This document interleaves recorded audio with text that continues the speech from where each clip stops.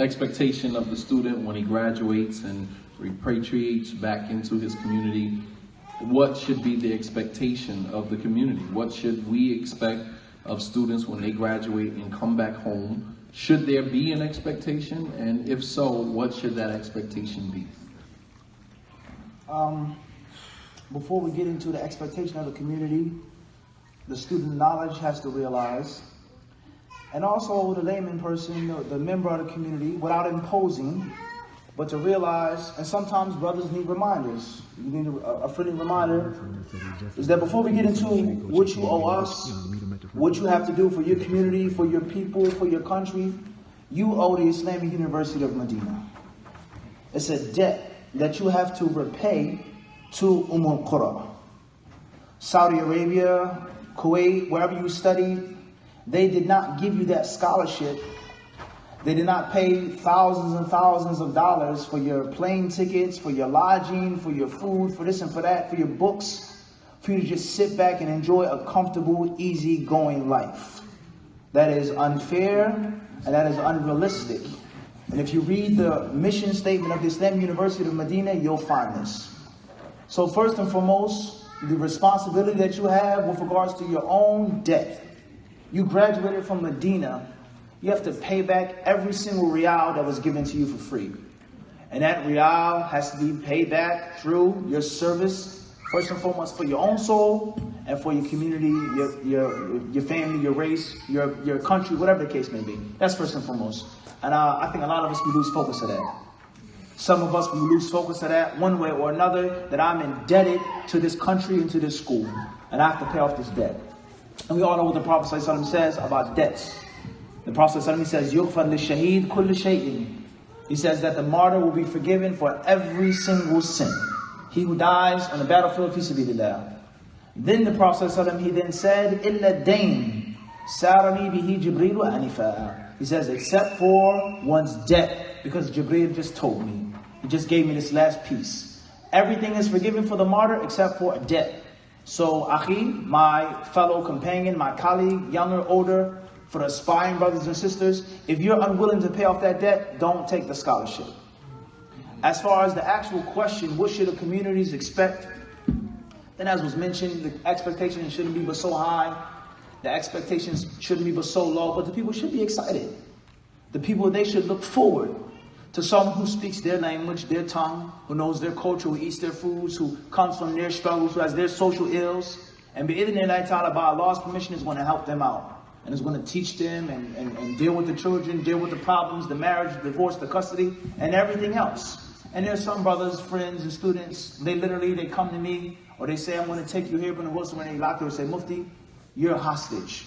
We want you to tell us this and explain this and give us that. Brothers call, brothers text, brothers WhatsApp. We want you to give what you've learned.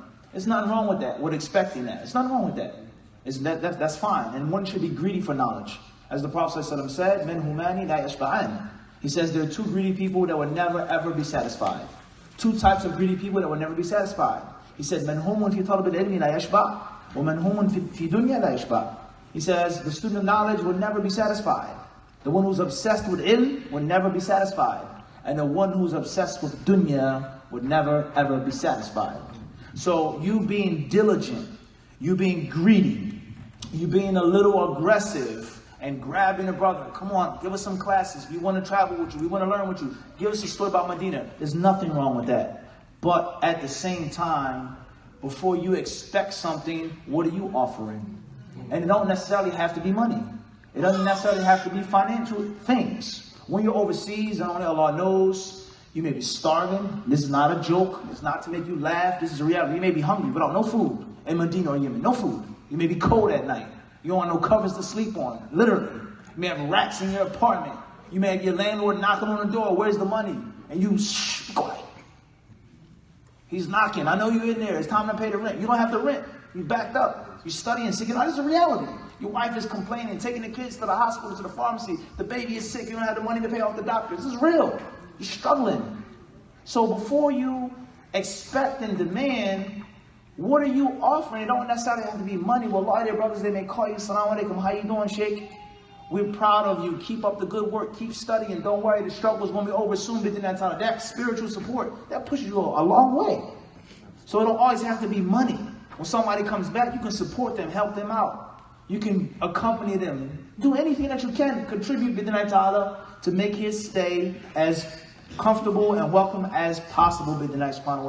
So it's not so much about what you want to take, but it's about what you want to give. Everybody understand this now? The concept of supporting the imams, supporting the students of knowledge. If you don't, then who will? He's not getting no check from the government. He's not getting no stipend. There's no pension. He's not getting no type of proper salary. If you don't look after him, take care of him, protect him, make him feel wanted and welcome and respected, then he's going to go to another community that does provide that. So we have to be, it's like one hand washes the other. Take two hands to clap. The student of knowledge has to realize that he has to pay zakat on his wealth that he has amassed for the last 10 years.